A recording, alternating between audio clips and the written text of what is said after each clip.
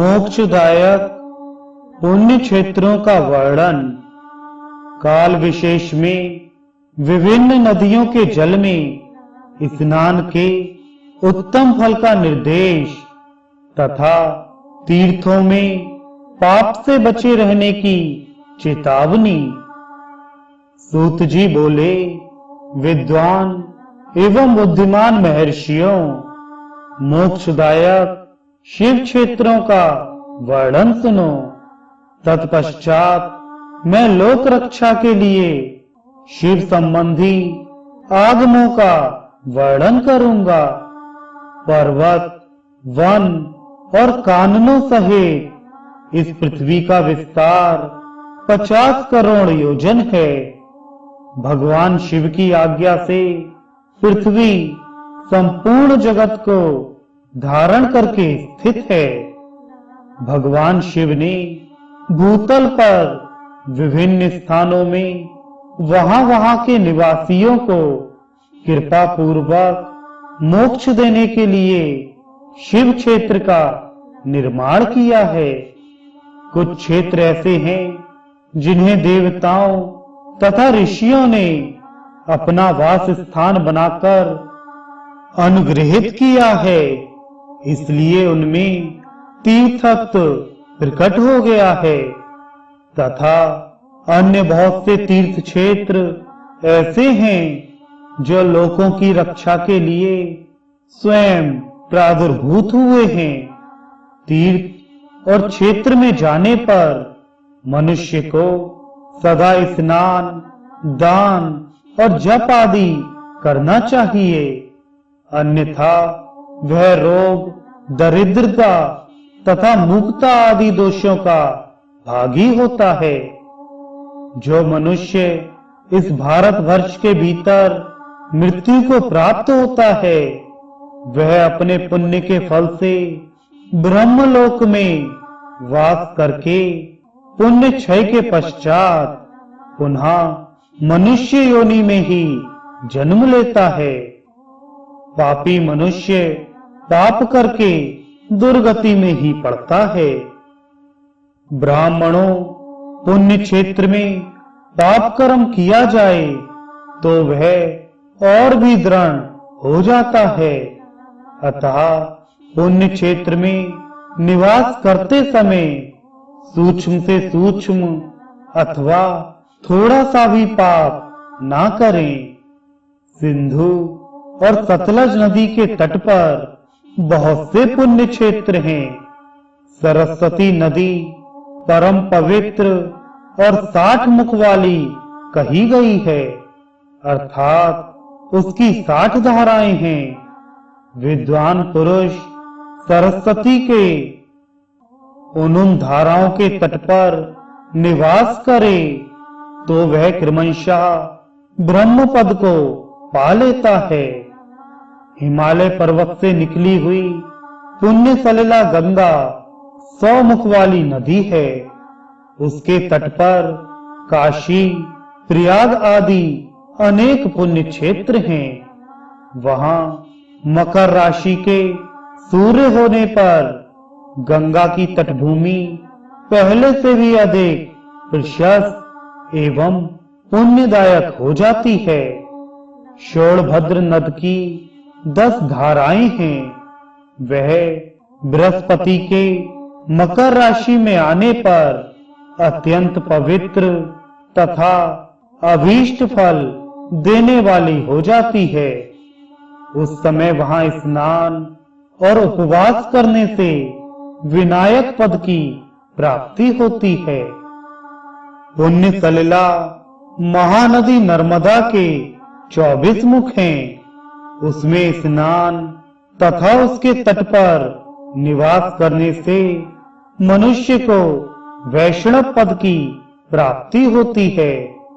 तमसा के 12 तथा रेवा के 10 मुख हैं। परम पुण्यमयी गोदावरी के 21 मुख बताए गए हैं।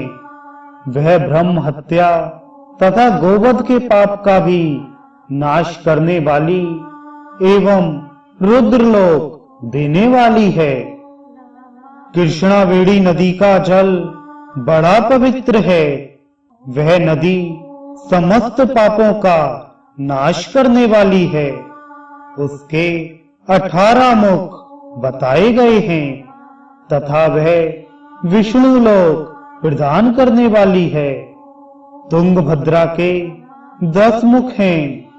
वह ब्रह्मलोक देने वाली है। पुण्य सलिला स्वर्ण मुखरी के 9 मुख कहे गए हैं। ब्रह्मलोक से लौटे हुए जीव उसी के तट पर जन्म लेते हैं। सरस्वती नदी, पंपा सरोवर, कन्याकुमारी, अंतरिक्ष तथा शुभ कारक श्वेत नदी, ये सभी पुण्य क्षेत्र हैं। इनके तट पर निवास करने से इंद्रलोक की प्राप्ति होती है। सह पर्वत से निकली महानदी कावेरी परम पुण्यमयी है। उसके 27 मुख बताए गए हैं। वह संपूर्ण अभीष्ट वस्तुओं को देने वाली है।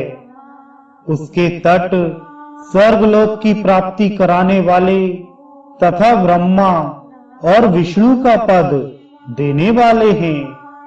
कावेरी के जो तट शैव क्षेत्र के अंतर्गत हैं, वे अभीष्ट फल देने के साथ ही शिवलोक प्रदान करने वाले भी हैं।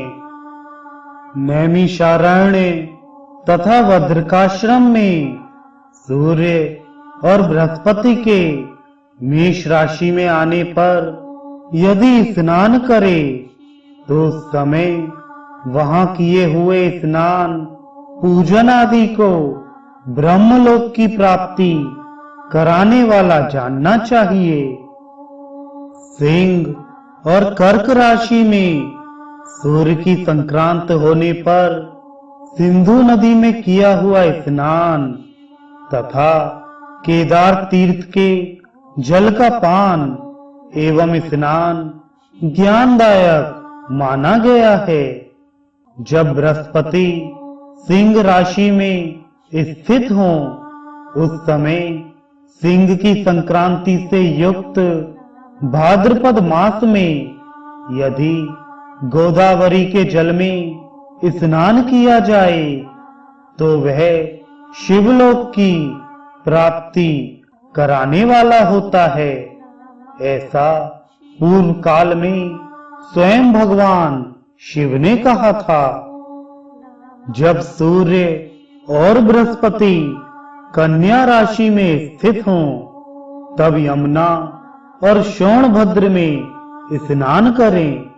वह स्नान धर्मराज तथा गणेश जी के लोक में महान भोग प्रदान करने वाला होता है। यह महर्षियों की मान्यता है।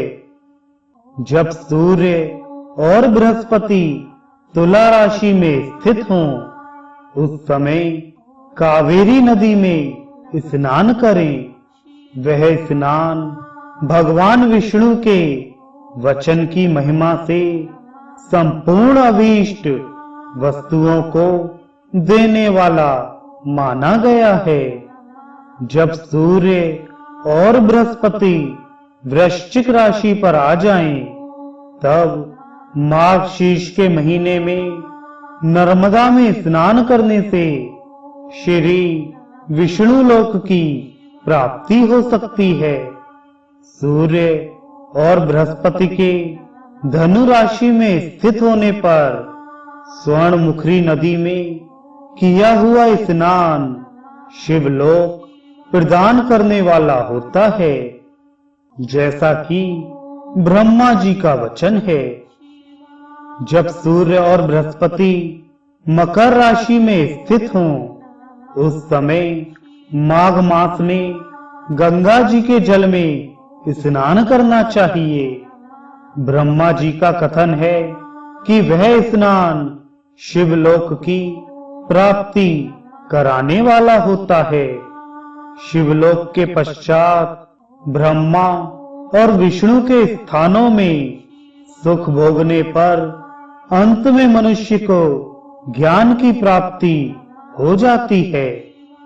माघ मास में तथा सूर्य के कुंभ राशि में स्थित होने पर फाल्गुन मास में गंगा जी के तट पर किया हुआ श्राद्ध, पिंडदान अथवा तिलोतक दान पिता और नाना दोनों कुलों के पितरों की अनेकों पीढ़ियों का उद्धार करने वाला माना गया है।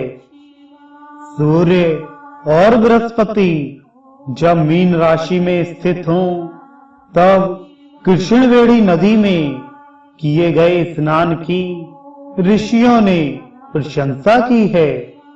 उन महीनों में पूर्वोक्त तीर्थों में किया हुआ स्नान इंद्र पद की प्राप्ति कराने वाला होता है।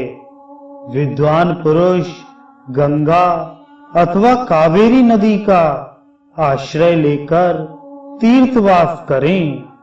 ऐसा करने से तत्काल किए हुए पाप का निश्चय ही नाश हो जाता है।